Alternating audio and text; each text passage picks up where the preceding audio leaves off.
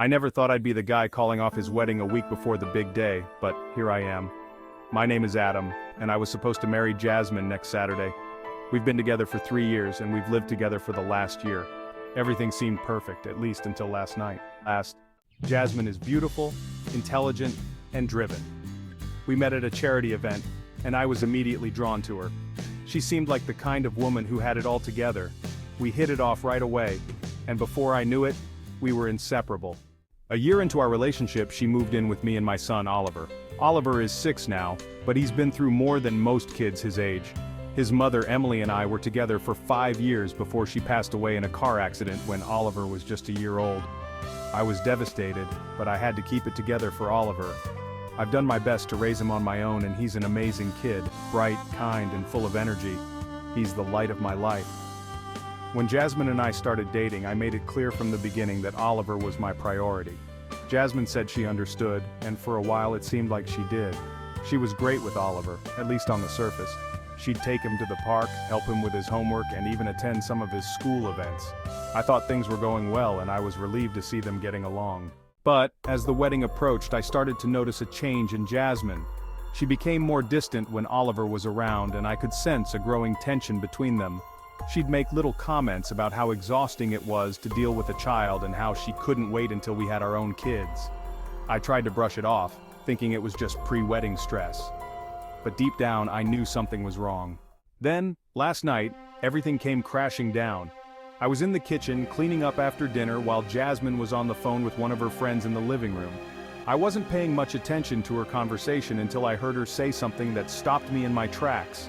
I just can't wait until this wedding is over and we can start our own family. I mean, dealing with his baggage has been tough, but once we have our own kids, things will be different. Baggage? She was talking about my son, my little boy, as if he were some kind of burden she had to endure. My heart sank. I couldn't believe what I was hearing. I walked into the living room and confronted her. "Is that how you really feel about Oliver?" I asked, my voice trembling.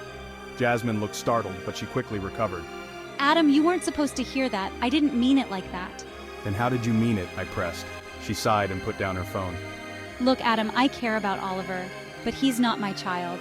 I'll never feel the same way about him as I will about our future children. That's just the truth. I didn't think it would be a big deal. I stood there stunned. Not a big deal? He lost his mother when he was a baby, Jasmine. He needs someone who loves him like their own, not someone who sees him as baggage. Jasmine crossed her arms, clearly annoyed. I'm sorry if that's not what you wanted to hear, but I'm just being honest. I love you, Adam, but I can't pretend to have feelings that I don't. I'm excited to have children with you, but I'll never be Oliver's mother. You need to accept that. In that moment, everything became clear. I realized that I couldn't marry someone who didn't see Oliver as a part of her family. I couldn't bring another child into this world knowing that their stepmother would always see them as separate from her own. I had hoped that Jasmine would grow to love Oliver as her own, but I was wrong.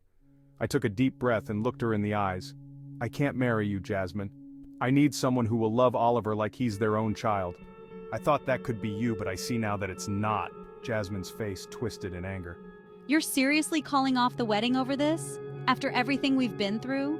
"Yes," I said firmly. "Oliver is my son, and he deserves a mother who loves him unconditionally. I can't marry you if you don't feel that way." She stormed out of the house, slamming the door behind her. I sat down on the couch feeling a mix of relief and sorrow. I had just ended my relationship with the woman I thought I was going to spend the rest of my life with, but I knew I had made the right decision. This morning I explained everything to Oliver in the simplest way I could.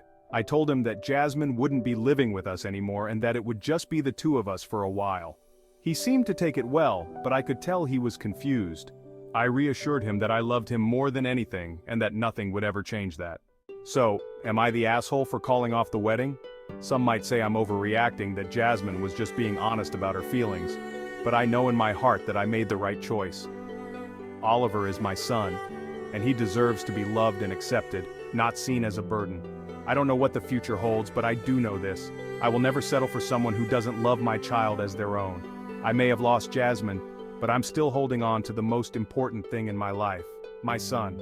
And for that, I have no regrets. You may think I was wrong for calling it off the way I did, but I will go to my grave knowing I did the right thing.